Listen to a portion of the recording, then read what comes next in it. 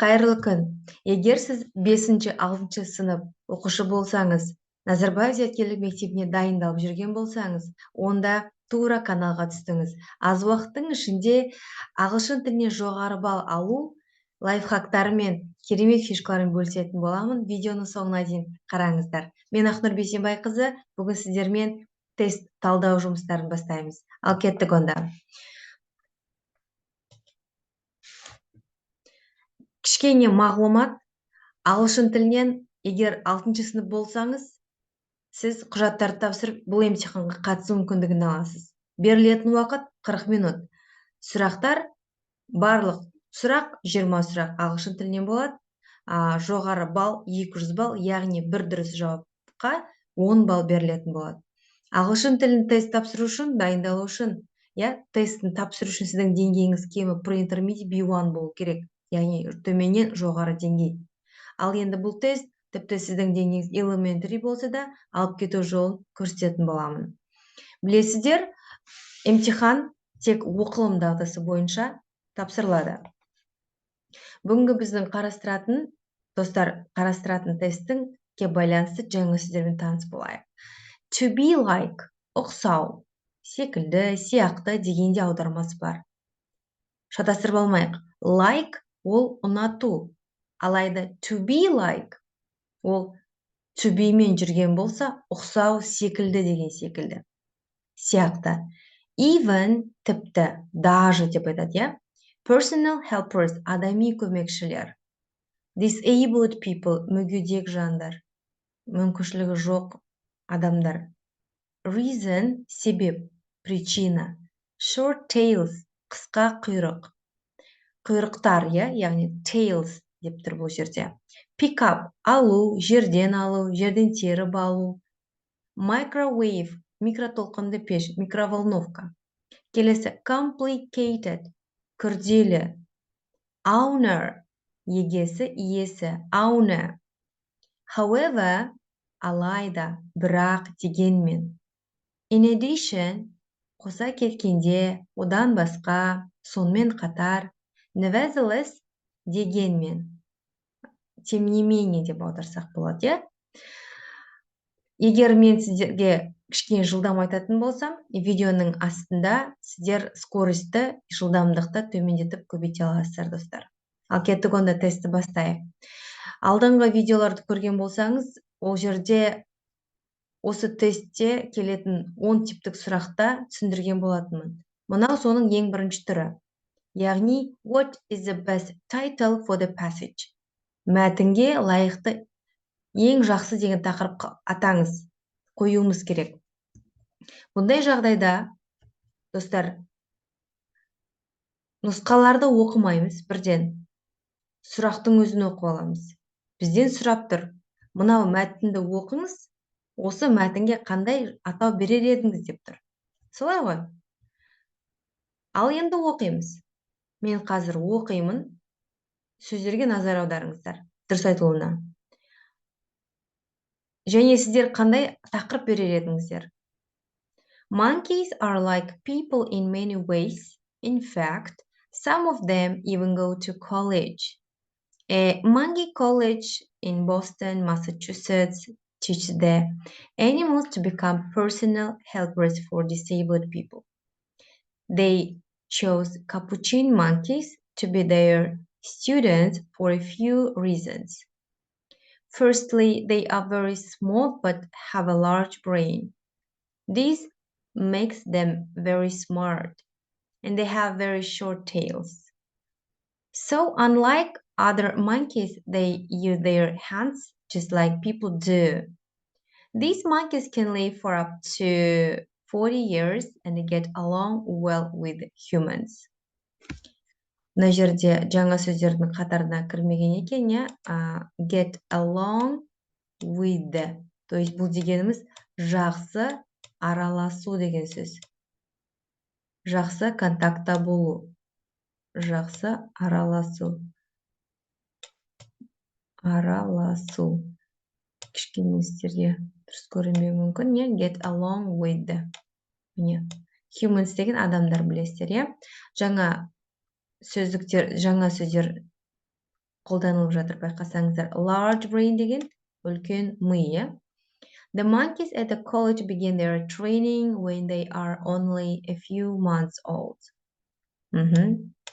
They start to learn simple things such as bringing food, picking things up. Жаңа алдық, иә? Теру, алу, жерден көтеру деген секілді аудармасы.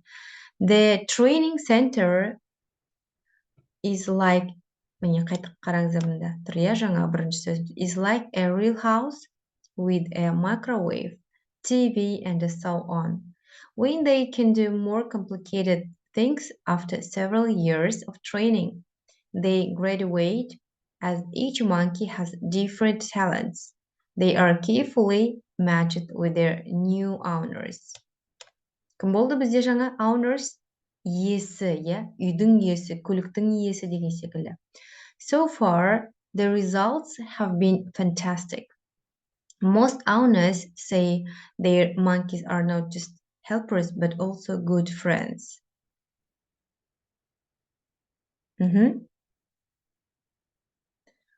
Енді оқып болған соң өзіңіз қандай тақырып қояр едіңіз? Мына жерге жазып қойыңыз. Нұсқаларды оқымай жатып. Қандай тақырып қояр едіңіз? Бұл жерде жануарлар туралы айтылды, иә? Кімдер туралы? Манкейлар туралы айтылды. Monkey helpers дейсіз ба? Monkey helps to people дейсіз ба? Осыге байланысты. Ал енді осы жердің идея жазып алғаннан кейін, келесі өтесіз. Нұсқаларын оқып көреміз енді. Нұсқаларын оқып көреміз.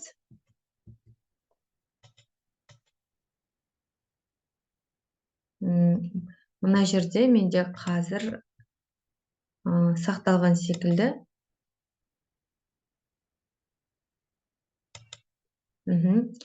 What is the best title for the passage? Нұсқалар: Monkeys give a helping hand. How monkeys are like people. Қараңыз, маймылдар көмек береді дейді. Give a helping hand деген просто көмек беру. Яғни help деген сөздің синонимі. How monkeys are like people.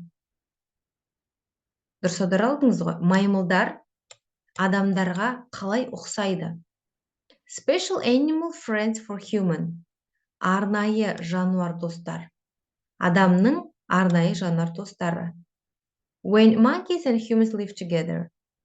Яғни маймылдар мен адамдардың бірге тұруы. Енді қайсы жауап лайықты деп ойлайсыз? Өзіңізге лайықты деген тақырыпқа сәйкес таңдайсыз. Ал бұл жерде негізгі жауабы ол C. Special animal friends for humans. Дұрыс қой? Адамдарға арнайы жануар достар. Яғни арнайы ол бізде маймылдар болып тұр. Ал кеттік, онда келесі. Қараңыздар, қайталап айтам. Жалпы мына жерде мәтін кішкене ұзақтау көлемі, иә? Жаңа біз айтып өттік, бір сұраққа 1 минут уақыт беріледі. Алайда бұл ұтымды жолы бір мәтін, ал бір мәтінге байланысты 4 сұрақ тұр мұнда. Енді бізде 8 минут уақыт бар. Осы минуттың ішінде жасауымыз керек. Біз мына тақырып толық оқып алдық. Ол да бізге үлкен көмек. Ал енді екінші сұрақта сол мәтінге байланысты. Мәтінде не деп тұр бізде? What word is missing in paragraph 2? Міне, параграф 2-дегі қандай сөз қалып кеткен?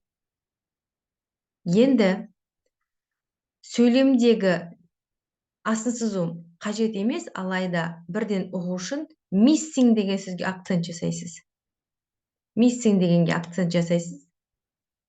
Бірден нұсқаларды оқып аламыз. However, дегенмен, алайда, дегенмен емес, алайда, бірақ, но, однако деген сөз, иә. In addition, қоса кеткенде.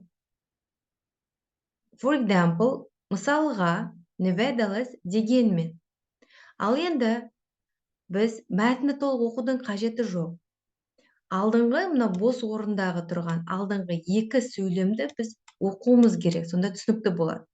Алдыңғы екі сөйлем және одан кейінгі сөйлемді міндетті түрде оқуымыз керек. Ал кеттік онда. This makes them very smart. And they have very short tails. So unlike other monkeys, they use their hands just like people do. These monkeys can live for up to 40 years. Сондықтан басқа жануарларға ұқсамайды. Олар өздерінің қолдарын адам секілді қолданады. Бұл маймылдар 40 жасқа дейін өмір сүреді. However, келмейді, иә? Өйткені мына сөйлем алдыңғы сөйлемге қарама-қарсы болып тұрған жоқ.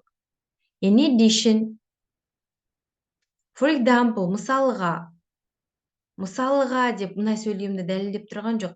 Мысалы, олар қолдарын қолданады десе, қалай қолданады? Мысалға, зат тасуға деген ақпарат жоқ. Nevertheless дегенмен қарама-қарсылықты мағыналы сөйлем емес. Сондықтан бұл жерде келетіні in addition. Қоса кеткенде олардың өмір сүру жасы 40 жасқа дейін деп тұр. Сондықтан жауабы бізде in addition болады екен. Яғни бұл жердегі лайфхак, достар, яғни басынан оқымай, мына жердегі paragraph 2 дегенді белгілеп алдық, иә? Санап аламыз, міне мына бірінші параграф, мына екінші параграф.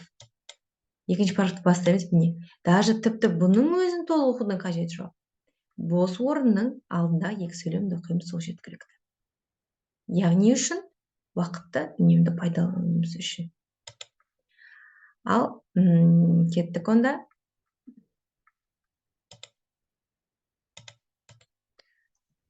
Келесі.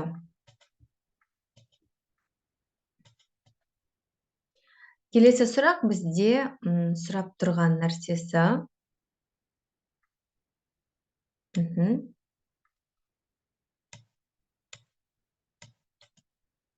What is not mentioned as a reason for choosing capuchin monkeys to be students? Қайталап айтамын, бұл жерде сұрақты түсіну өте маңызды. Е, достар? Өте маңызды. Not mentioned деп тұр. Айтылмаған деп тұр. Және мұнан түсініп аламыз. Кілттік сөз бізде capuchin monkeys. Нені іздеуіміз керек мәтіннің ішінде? Capuchin monkeys, яғни пароданы айтып жатыр. Студент болу үшін капучин маймылдарын таңдауға не себеп болды? Мына мәтінде сол себепті айтылмағанын табуымыз керек. Мына жерде бірнеше себебі бар. Мынау капучин маймылдарын таңдаудың себебі бар. Бірақ қай себеп айтылмаған деп тұр. Сондықтан not деген сөзге назар аудару өте маңызды. Бірінші сұрақты түсініп болғаннан кейін екінші нұсқаларға қараймыз. Their large brains. Әрбір сөзді бұл жерде түсіну өте маңызды. Сондықтан сөзді қорыңыз өте маңызды. 1,5-2,000 сөз деп айтқан болатынбыз, иә, достар? Large brains, яғни милары көп деген мағынада. The way they use their hands. Олар өздерінің қолдарын қолданады. Their long lifetime. Ұзақ ғұмыры және their good health. Олардың несі? Денсаулығы. Бірден, мынау бізде білеміз кіріспе екені. Оқудың қажеті жоқ. Е? Біз оны жаңа оқып қойдық және кіріспеде таба алмаймыз. Ол туралы жалпы ақпарат берілген. Бізге capuchin monkeys табу керек. Бірден екінші параграфқа түскен кезде мұнда capuchin monkeys тұр. Capuchin маймылдары. Student for a few reasons. Міне, capuchin маймылдарын таңдаудың бірнеше себептері бар деп тұр. Міне. Значит, 3 себебі айтылған, біреуі жоқ. Жоғын белгілеуіміз керек. Firstly, they are very small but a large brain. But they have, значит, олардың милары көп. Значит, мынау отпадает. Their large brain дұрыс келмейді, өйткені бұл себеп бар. Келесі, they make them very smart. They have very short tails. They use their hands дейді. Қараңыз, мұнда. Олар қолдарын қолданады. Значит, бұл да айтылған. Алып тастаймыз. These monkeys can live for 40 years. 40 жасқа дейін өмір сүреді дейді. Значит, ол да үлкен жыл ғой. Сондықтан бұл туралы да айтылған болып тұр, иә? Яғни алып тастаймыз бұнда. Қарап тұрсақ, бұл жерде денсаулығы туралы қараңыз, 3 жауабы шықса, бірден жауап белгілей қоясыз. Ал егер бір жауап белгісіз болып тұрса, онда астындағы да параграфты оқуыңызға тура келеді. Сіз уақытыңызды экономдау үшін міндетті түрде бірінші сұрақ, нұсқалар, сосын барып мәтінді оқимыз. Түсінікті деп ойлаймын. Ал кеттік онда жалғастырамыз. Бізде осы мәтінге байланысты тағы да бір сұрақ қалды. Біз бұл видео сабақта тек қана 4 сұрақты қарастырамыз. Бір тесттің ішінде. Келесі сабақта келесі сұрақтарды қарастырамыз осы тесттің ішінде. Келесіде 4-ші сұрақ бізде не деп тұр? 4-ші тестте сұрақты оқимыз. What is not true about the monkey college? Кілттік сөздерді сызып алу өте маңызды. Not true, яғни қандай? Дұрыс емес, жалған. Жалған ақпарат тауып алуымыз керек. Шатасып кетпес үшін өзіңіз парағыңызға тестке жазып алсаңыз да болады. Қалам береді, я арнайы жазсыңыз. Яғни monkey, маймыл колледжі туралы жалған ақпарат табу керек. Ол кезде міндетті түрде мына нұсқаларды оқу міндетті. It helps disabled people by training monkeys. Яғни олар мүгедектерге көмек береді. Осы маймылдар арқылы. Яғни маймылдар көмек береді деген мағынада. Monkeys are trained in their owner's house. Маймылдар жаңа үйдің егелері арқылы тәрбиеленеді, үйретіледі, оқытылады деген мағынада. It takes several years. Яғни бітіру үшін, колледжді бітіру үшін бірнеше жыл кетеді. Келесі. The training goes from easy things to more difficult one.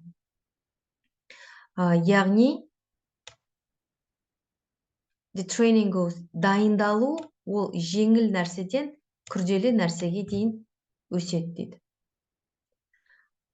Енді бұл мәтіннің барлығы сізге таныс болды, иә? Алайда біз уже кіріспені білеміз, негізгі бөлімде біз себептері туралы жазылған. Енді біз мына жерден бастаймыз. Міне, the monkeys at college деп тұр. Яғни мына сөздің синонимі the monkey college деп тұр. Осы параграфтан іздейміз. Мынаны оқудың қажеті жоқ. Begin their training when they are only a few months old. Қараңыз, бірнеше айлығынан басталады екен дайындалдыру, жаттықтыру. They start to learn simple things such as bringing food or picking up. Қараңыз, 2 жауап шықты уже. Жастайынан дайындалады екен. They start to learn simple things such as bringing food and picking things up. Ең соңғы жауап шықты, қараңыз. The training goes from easy things to more difficult ones. Жалғасы бар мына жерде. When they can do more complicated things after several years of training. Біраз жаттығудан кейін оларға күрделі нәрселерді жасай алады дейді. Осы колледжді аяқтағаннан кейін. Яғни мына бізде бірінші жауап шықты. Яғни бұл дұрыс екен, ақпарат бар, ол туралы алып тастаймыз. Аяқтау үшін бірнеше жыл өтеді деді, я? Значит, see, it takes several years for a monkey to graduate. Оны да алып тастаймыз өйткені, мына жерде ол туралы ақпарат бар. Так, as each monkey has different talents, they are carefully matched with their new owners.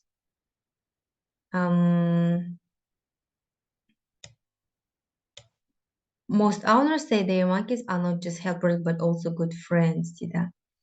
Екеуінен біреуі болып тұр, иә. More, мына жерде қараңыздар, new owner туралы жазылған. Яғни, әрбір маймылдың әртүрлі таланттары бар дейді. Олар өздерінің жаңа иелерімен бірге лайықты түрде келісу арқылы іске асады дейді. Яғни бұл жерде жаңа басшылары үйретіледі деген ақпарат жоқ. Байқадыңыздар ма? Мына сөйлемнің мәтіннің басында айтылды. Яғни бұл жануарлар disabled'қа көмек береді деді, мүгедек жандарға деді. Бұл да ақпарат бар екен. Егер есімізде болса, значит бізде жауабы B. Яғни бұл жерде маймылдарды жаңа иелері үйретпейді оны, колледжде оқытылады. Қарапайым нәрседен күрделі нәрсеге үйретіледі деп қазір ғана оқыдық мәтіннен. Солай ғой? Енді қарап тұрсаңыз, мына жерде кішкене күрделі болуы мүмкін сізге, әсіресе мына пассив бойынша. Мына жерде пассив, яғни ырықсыз етіс арқылы жасалынған. Оның ережесі жалпы іс-әрекетті өзге адам жасаған кезде, іс-әрекеттің жасаушысы өзге болған кезде қолданылады. Мысалы, monkeys are trained. Маймылдарды үйретеді. Немесе маймылдар үйретіледі деген сөз. Яғни өзге біреу келіп үйретеді деген мағынада. Пассивті бұйырса салам, әлі видео сабақтарда шақ ретінде пассивтерді ырықсыз етісті.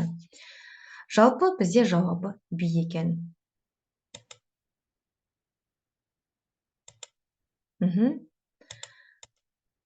Достар, егер сабақ сіздерге ұнаса, лайк басып, комментарий жазып қалдырыңыздар.